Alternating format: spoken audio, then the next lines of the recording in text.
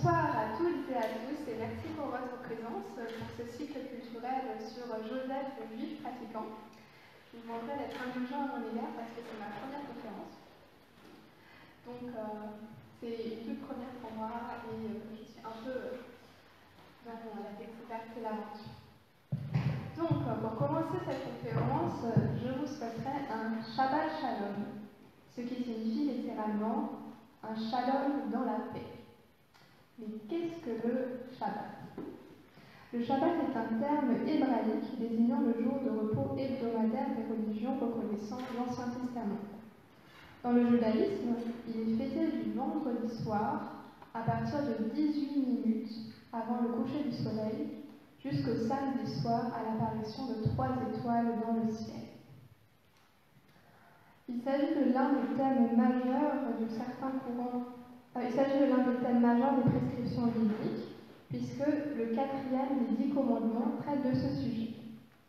Les écritures qui mentionnent l'observance du Shabbat sont également très nombreuses, aussi bien dans l'Ancien que dans le Nouveau Testament. On trouve des mentions en Genèse, dans l'Exode, dans le Lévitique, dans les Nombres, dans le Deutéronome, dans le livre des Psaumes, dans les Lamentations, ainsi que dans les 4 évangiles. Traduit par jour de repos, son principe fut adopté par l'Église chrétienne et adapté en repos dominical. Le Shabbat hébraïque a des règles très strictes. Comme je vous l'ai dit, il débute 18 minutes avant le coucher du soleil de vendredi et il cesse à l'apparition de 3 étoiles dans le ciel le samedi soir. Sa durée totale n'est donc pas de 24 heures, mais de 25 heures et 30 minutes. Le Shabbat est pour les Juifs un jour hors du temps et des contraintes matérielles. Il est l'occasion pour le pratiquant de se recentrer sur sa famille, sur son foyer et de fréquenter des cours religionnaires, qu'il n'a pas forcément l'occasion de fréquenter les restes jours de la semaine. Les interdits sont nombreux et de leur respect dépend la sanctification du Shabbat. Ainsi, des actions quotidiennes comme travailler, utiliser la voiture, appeler un ascenseur ou encore ôter les arêtes d'un poisson sont proscrites le jour du Shabbat. C'est d'ailleurs, pour ce dernier élément, ainsi qu'est né le célèbre gefilte fish. À travers ma présentation, j'aimerais vous inviter à explorer différentes facettes du Shabbat. Tout d'abord, je vous propose de remonter le temps pour arriver aux origines du Shabbat et découvrir les fonctions de cette cérémonie. Après cela, je vous propose de nous intéresser aux aspects pratiques. Comment le Shabbat est-il célébré? Qu'est-il permis de faire? Qu'est-il interdit de faire en ce jour? Et pour finir, je vous proposerai d'en étudier les symboles. Commençons donc par nous intéresser aux origines et aux fonctions du Shabbat. Aujourd'hui, les courants du judaïsme se réfèrent tous à un monothéisme très strict. Mais est-ce qu'il en a toujours été ainsi? Au risque de vous étonner, non. Des découvertes archéologiques remontant aux années 1950 et 1970 nous permettent de supposer que le judaïsme primitif était loin du monothéisme strict. Il semblerait que les idées religieuses du Dieu d'Israël aient évolué en fonction du mode politique et du modèle de société adopté par les pratiquants. Par exemple, dans la version primitive du Cantique de Moïse en Deutéronome 32, verset 8, reconstitué grâce à la traduction grecque d'un manuscrit de Qumran, nous pouvons lire: Quand le Dieu très haut donna les nations en héritage, quand il répartit les hommes, il fixa le territoire des peuples selon le nombre des fils de Dieu. Et la part lui avait, et son peuple, Jacob et sa part attribuée. Dans cet extrait, le Dieu d'Israël apparaît donc comme une divinité parmi d'autres qui se partagent l'ensemble du territoire. De même, dans la traduction second 21 de la Bible, éditée en 2007 par la Société biblique de Genève, nous pouvons retrouver des témoignages de ce polythéisme antique et de l'existence d'autres dieux. En voici un autre exemple, également en Deutéronome 32, mais au verset 12. L'Éternel seul a conduit son peuple. Il n'y avait avec lui aucun Dieu étranger. La notion d'étranger est ici révélatrice du mode de pensée du christianisme primitif. Après l'installation de la monarchie et la séparation du nord et du sud en 926 avant Jésus-Christ, Yahvé passe d'un Dieu tribal à un Dieu national. Il est vénéré ainsi dans le royaume du nord, en Israël, et dans le royaume du sud, en Judée, dans les sanctuaires royaux, c'est-à-dire à Jérusalem, à Bethel, à Dan et Samarie. Le roi devient le médiateur de Dieu et des hommes. À travers le roi, Dieu est le juge suprême de la communauté, celui qui assure la fertilité du sol et la prodigalité du bétail, celui qui protège le peuple contre ses ennemis. Il est intéressant de constater qu'en cette période, la vénération du Dieu royal ne diffère pas de celle que les autres peuples accordent à leur propre divinité. D'ailleurs, Yahvé n'est pas le seul Dieu à qui soit rendu un culte en Israël. Dans le livre de Jérémie, au chapitre 2, verset 28, il y a cette accusation. Tes dieux, Juda, sont aussi nombreux que tes villes. Cet état de fait a duré plusieurs siècles. Les données archéologiques et littéraires des 9e au 6e siècle avant Jésus-Christ attestent de la présence de plusieurs divinités. Ainsi, à Khirbet el-Kom a été retrouvée une inscription datant de 750 à 700 avant Jésus-Christ, par laquelle celui qui a érigé cette inscription se dit « Béni par Yahvé, de ses ennemis, il l'a sauvé par son Ashéra ». Or, Ashéra, c'est la forme hébraïque d'Atirat, qui est une déesse très présente dans les panthéons cananéens. À Kuntilet,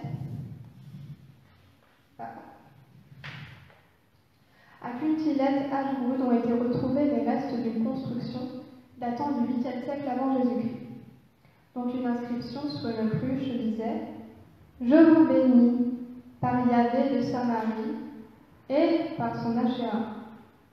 Les spécialistes israéliens Nadav Maar et Nouri Lissovski ont avancé l'idée que la construction était à la base un sanctuaire principalement d'Ashéra. Le premier représentant de l'idée d'un Dieu unique, c'est Osée. Pour lui, la menace assyrienne est une annonce du jugement à venir, pour punir les Israélites de pratiques religieuses qui ne sont pas conformes à la volonté de Dieu. Si cette idée est minoritaire au départ, elle gagne en importance avec la chute de Samarie, qui a lieu en 722 avant Jésus-Christ. Le Dieu d'Israël a été déclaré vassal d'Assur, qui était le Dieu des Assyriens. Ceux-ci déportaient les statues des dieux des peuples vaincus dans leur propre sanctuaire avant de les rapporter, comme pour marquer un lien de féodalité entre les divinités. L'assimilation culturelle a conduit à l'introduction de divinités assyriennes dans le temple de Jérusalem, et c'est dans ce contexte-là que se développe l'idée d'un Dieu unique, un signe de contestation et de rébellion. Vers 630, l'Empire assyrien commence à s'affaiblir, menacé par la future grande puissance qu'est la Babylonie. Josias accède au trône et entreprend une réforme politique et religieuse. Ses exécutants sont nommés deutéronomistes, car ils sont à l'origine de la première édition du Deutéronome, qui prône la vénération d'Yahvé seul. Selon le deuxième livre des rois, au chapitre 22-23, Josias centralise le culte et le temple de Jérusalem est déclaré le seul sanctuaire religieux. C'est à ce moment-là que sont supprimées toutes les statues non yahvistes. Après la destruction du temple de Jérusalem en 587 avant Jésus-Christ et l'exil babylonien, les deutéronomistes s'attellent à réécrire l'histoire d'Israël depuis Moïse. Ce sont les livres allant du Deutéronome au second livre des rois. Pour eux, la destruction d'Israël est la conséquence d'une non-observation des règles voulues par Dieu. En 2 Rois, chapitre 24, nous lisons que c'est Yahvé lui-même qui a provoqué la chute. Des versets 2 à 4. Je cite. Babyloniens, des troupes de Syriens, des troupes de Moabites et des troupes d'Ammonites. Tout cela arriva uniquement sur l'ordre de l'Éternel. Il voulait éloigner de lui Juda à cause de tous les péchés. L'Éternel ne voulut pas pardonner. Le milieu sacerdotal développe alors un discours axé sur la meilleure manière d'honorer Dieu. Ainsi fut composé le récit de la création, en Genèse 1. Selon eux, le Dieu d'Israël est le Dieu universel. Le premier a affirmé clairement le monothéisme israélite et le deutéro-ésaïe, au chapitre 40 et suivant, qui fut composé en 550 avant Jésus-Christ. C'est lors de la période de l'exil qu'il composait la croyance en un Dieu universel. Pourtant, cette révolution de la foi ne fut pas acceptée par tout le monde et unilatéralement. Au 5e siècle avant Jésus-Christ, la communauté juive d'Éléphantine célébrait encore une triade de divinités, parmi lesquelles Yahvé. Le Shabbat est donc une profession de foi qui reconnaît un Dieu unique. L'un des textes fondateurs du judaïsme monothéiste est le Shema Israël, que nous pouvons trouver dans le livre de Deutéronome, au chapitre 6, verset 4. Shema Israël, Adonai Eloheinu, Adonai Echad. Écoute Israël, l'Éternel ton Dieu, l'Éternel est un. Cette déclaration se poursuit par un appel à aimer Dieu. Tu aimeras l'Éternel, ton Dieu, de toute ton âme, de tout ton cœur et de toute ta force. À partir du VIe siècle avant Jésus-Christ, l'aspect monothéiste du judaïsme est fréquemment mis en avant dans les récits.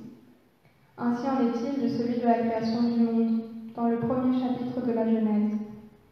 Vous le savez tous, le récit de la création, le Bereshit Torah, annonce que l'Éternel a créé le monde en 6 jours et s'est reposé lors du 7e. Il en aurait fait un jour saint. Dans le livre de l'Exode, au chapitre 20, versets 8 à 10, est présentée la conduite que doit adopter le pratiquant, en mémoire de ce fait. Je cite. « Pendant 6 jours tu travailleras, et tu feras tout ce que tu dois faire. Mais le 7e jour est le jour du repos du Seigneur, ton Dieu.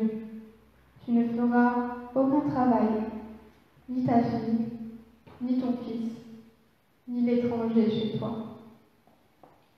Le respect du Shabbat est l'un des principes fondamentaux du judaïsme post-l'exil babylonien, car il est véritablement une profession de foi. À travers le respect du Shabbat, les Juifs attestent leur croyance que l'Éternel, le Dieu unique, a créé l'univers. Ainsi l'exprimait le rabbi Ernest Levaille dans son Shulchan Aruch. Observer le Shabbat, cesser tout travail à l'approche de la nuit du vendredi soir, c'est faire publiquement la profession de foi que Dieu a créé l'univers en partant de rien, que son esprit domine la matière, qu'il est le maître de notre force de travail, qu'il est le maître de notre vie. Le Shabbat a également une autre fonction, d'après le Tanakh et le Siddur, qui sont d'importants livres de prière israélites. Il permet également de faire la commémoration de la rédemption des Israélites de l'esclavage en Égypte. Le Shabbat a pour objectif de rassembler la communauté juive en communauté familiale, amicale et religieuse, autour à la fois d'une histoire, d'une culture et de traditions communes qui en font une entité particulière. Le souvenir des années sombres du peuple juif et de sa capacité à renaître de ses cendres sont d'importants marqueurs identitaires au sein de la communauté israélite. Le Shabbat fait partie de ces instants de renaissance et de fête qui apposent de la joie sur la paix. Comme exprime Paul Veil, maître de droit public, plus qu'Israël, en tant que communauté religieuse, n'a conservé le Shabbat, c'est le Shabbat qui a conservé Israël. À ce sujet, il est d'ailleurs intéressant d'observer le vocabulaire hébraïque adopté pour désigner le Shabbat. En effet, il est fréquemment désigné sous les termes Kala, qui signifie fiancée, et Malka, qui se traduit par reine. Au travers de ce champ lexical, il apparaît clairement que la célébration du Shabbat est l'un des aspects fondamentaux de la culture juive. Rabbi Shimon ben Yochai disait d'ailleurs que le Messie arriverait au jour où tous les Juifs de la terre parviendront à célébrer correctement le Shabbat de suite. C'est dire.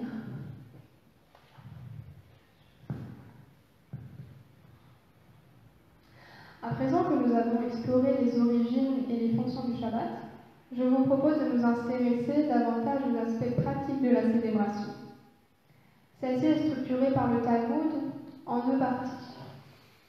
Les interdits, tout d'abord, et les prescriptions. Ces compartiments traitent de trois sujets: les prières et offices, les repas et les attitudes à adopter que doit respecter le pratiquant. Pour ce qui est des prières, dans la majorité des communautés, l'office du vendredi soir débute par la Kabbalat Shabbat, qui est destinée à accueillir le Shabbat. Celle-ci est composée de 6 psaumes, qui représentent les 6 jours de la semaine écoulée, suivi du chant l'Echa Dodi, destiné à accueillir la reine Shabbat, et pendant lequel est rappelée l'unicité de Dieu. Adonai Echad ou Shemo Echad, ce qui signifie l'Éternel est un et son nom est unique. S'y ajoute un extrait de la Mishnah et un rappel de quelques préceptes. Une prière de Shabbat et la lecture d'un dernier psaume clôturent l'office du vendredi soir. L'office du samedi matin alterne lecture des psaumes, prière murmurée et proclamation du Shema Israël. Là encore est rappelée l'unicité de Dieu. Une partie des 5 premiers livres de la Torah, que l'on nomme le Pentateuque, est récitée chaque Shabbat par le chantre. Pour remplacer le sacrifice rituel d'animaux, qui a été aboli après la dernière destruction du temple de Jérusalem, est prononcée une dernière prière, qui porte le nom de Tikanta Shabbat. Tu as fondé le Shabbat. Donc voici quelques strophes. Tu as fondé le Shabbat, agréé ses offrandes, prescrit les commentaires accompagnant le déroulé des stations. Ceux qui s'en délectent hériteront d'une gloire éternelle. Ceux qui le savourent mériteront la vie. Ceux qui chérissent ses paroles auront choisi la grandeur. Or, c'est du Sinaï qui reçurent ces prescriptions.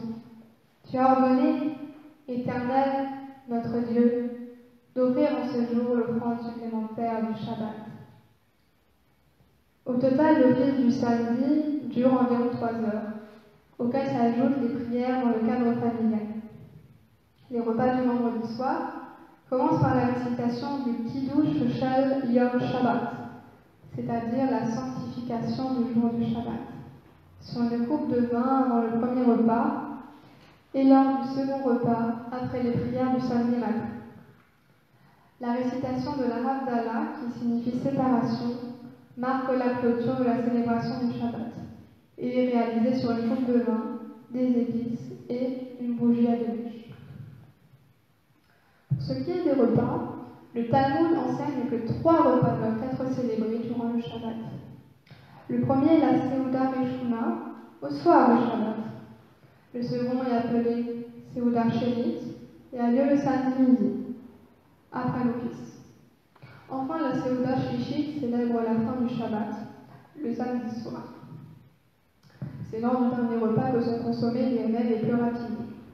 Il y a une possibilité, qui n'est observée que par les juifs les plus pratiquants, de rajouter un 4e repas, qui est appelé Melave Malka.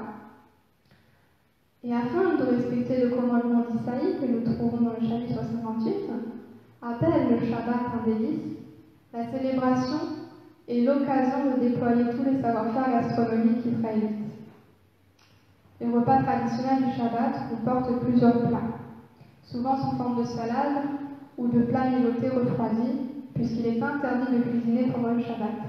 Tout doit être préparé avant.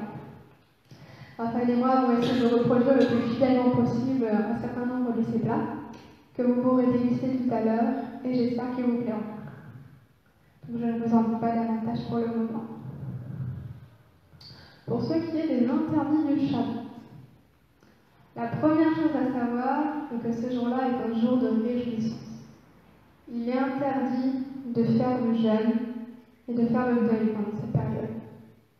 Si un jeûne est programmé le jour du Shabbat, en dehors de celui de Yom Kippour, il doit être transféré au jeudi suivant.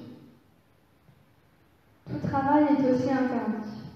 D'après Genèse au chapitre 2, il s'abstint au 16e jour de tout le travail qu'il avait à faire. Car en ce jour, il s'en abstint de tout le travail qu'Élohim avait créé pour la faire. Donc il est interdit de travailler, mais un second interdit d'intégralité, c'est celui d'effectuer tous les travaux qui sont dérivés d'une activité physique. C'est-à-dire, il est interdit de sonner, il est interdit de prendre la voiture, raison pour laquelle les communautés israélites se groupent à une distance de la synagogue traversable à pied. Il est également interdit d'ôter les arêtes d'un poisson.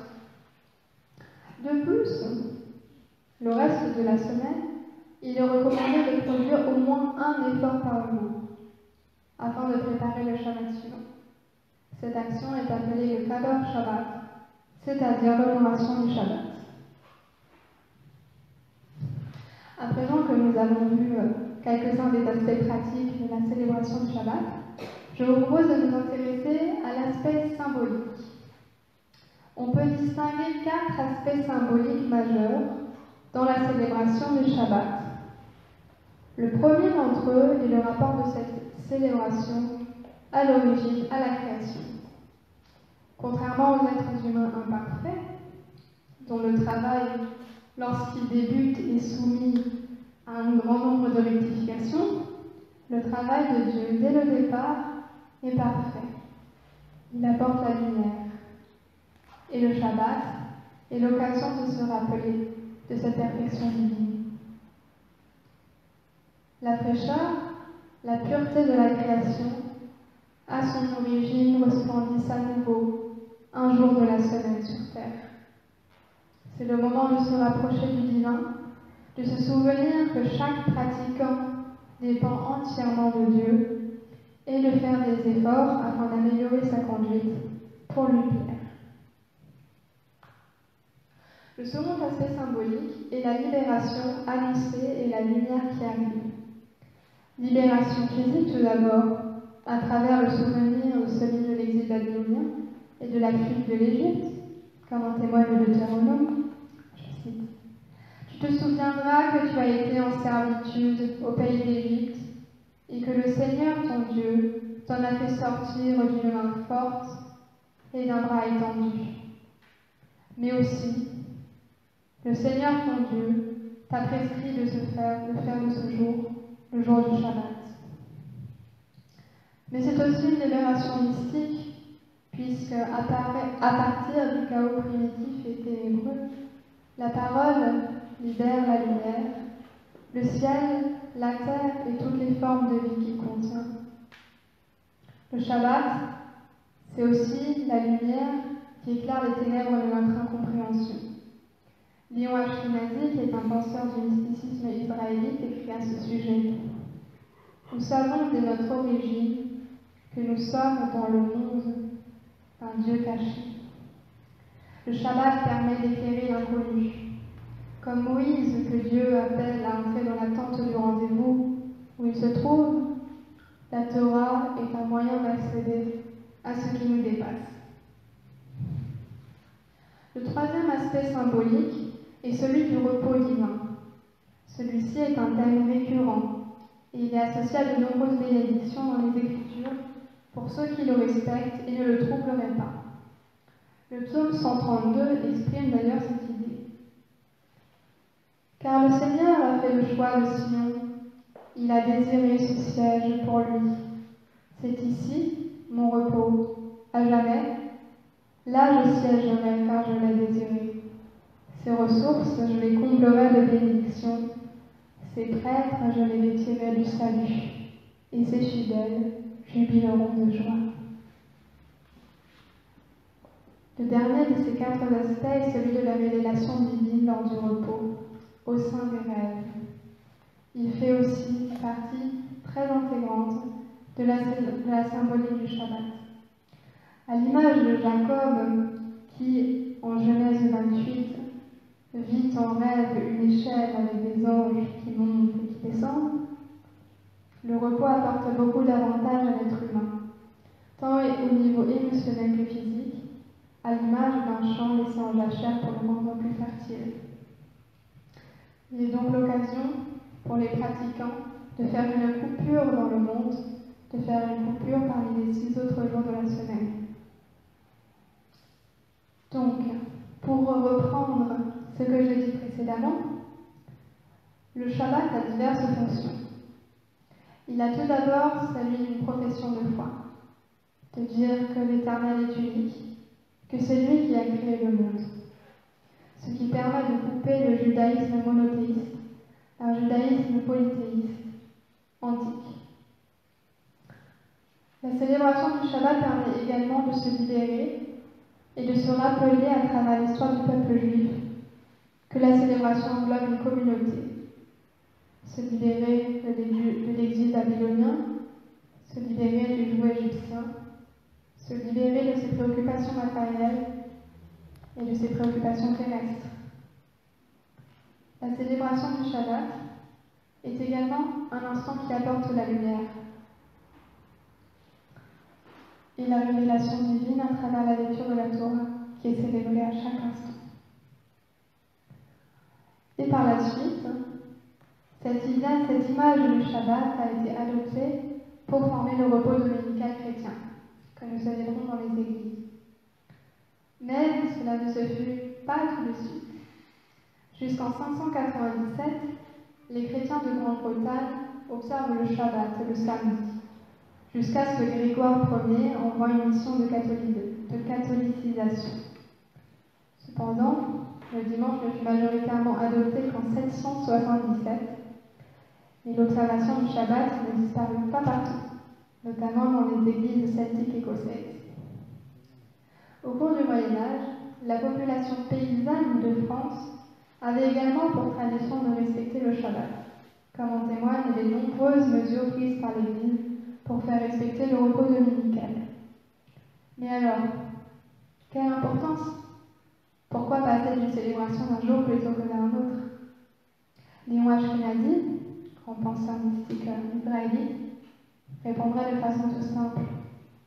Parce que le jour du repos chrétien, c'est le 8e jour et que le Messie est déjà là. Je vous remercie pour votre attention.